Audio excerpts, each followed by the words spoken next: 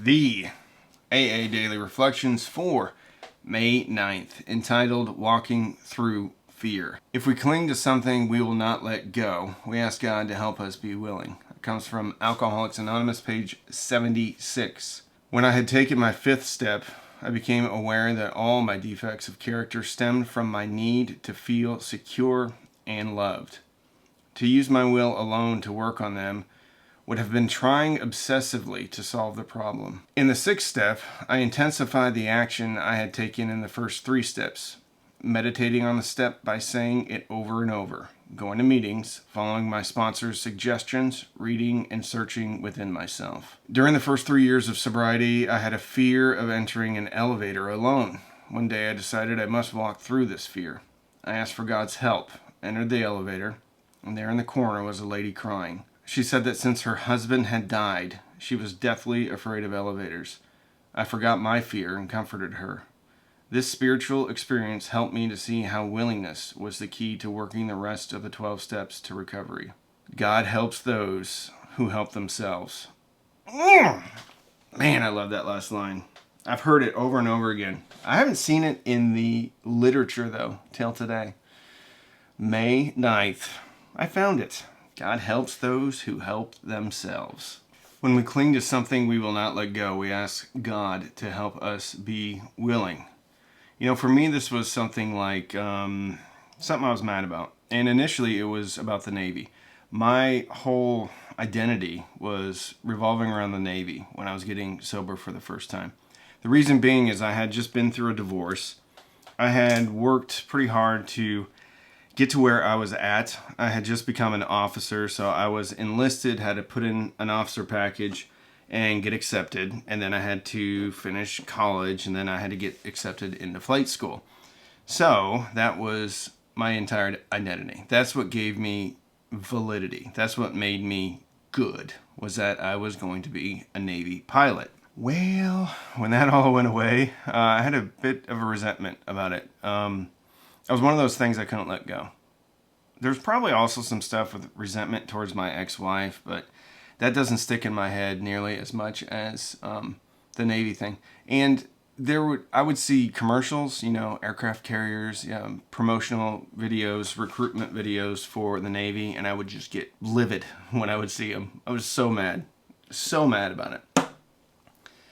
I don't exactly know when it went away, but that's kind of an example of what I think they're talking about.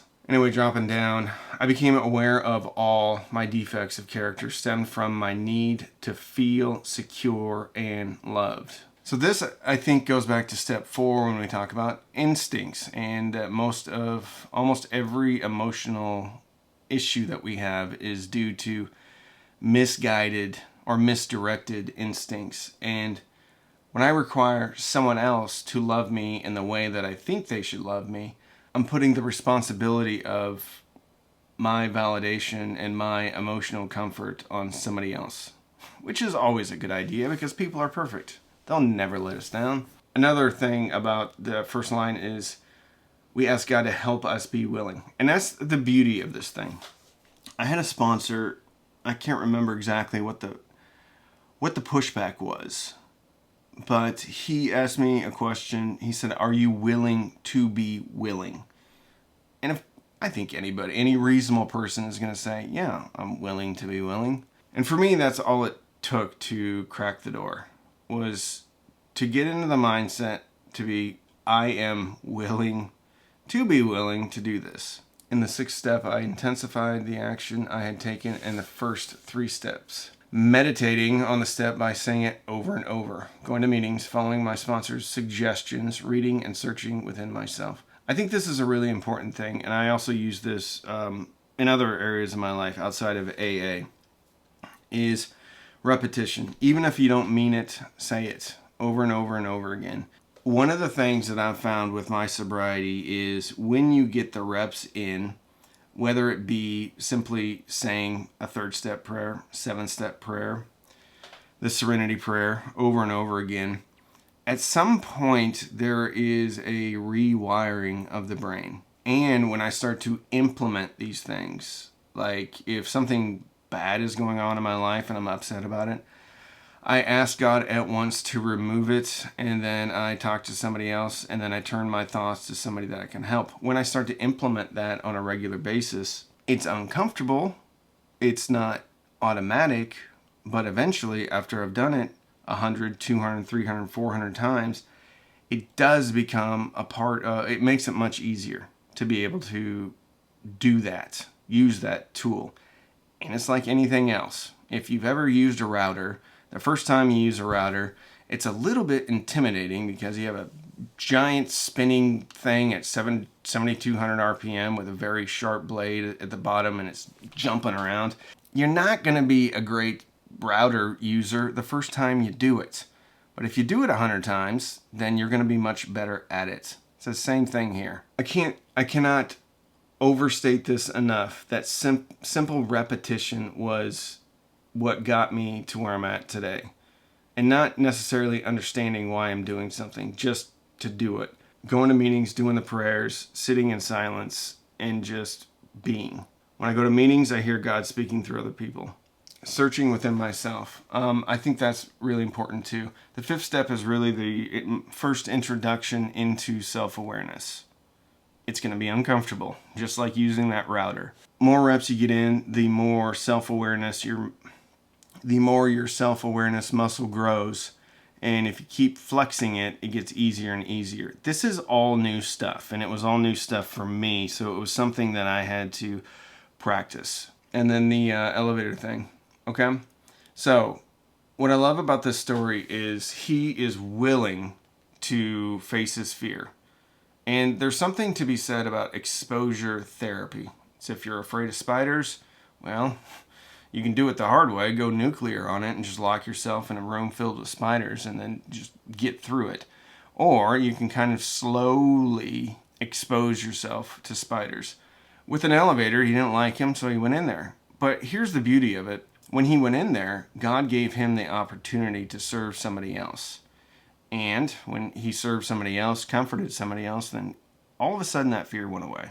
And I think that is something that when the student is ready, the teacher will appear. I think when the drunk is ready to face their fears, something will appear that helps them face their fears. And it might be in a way that's not even that difficult.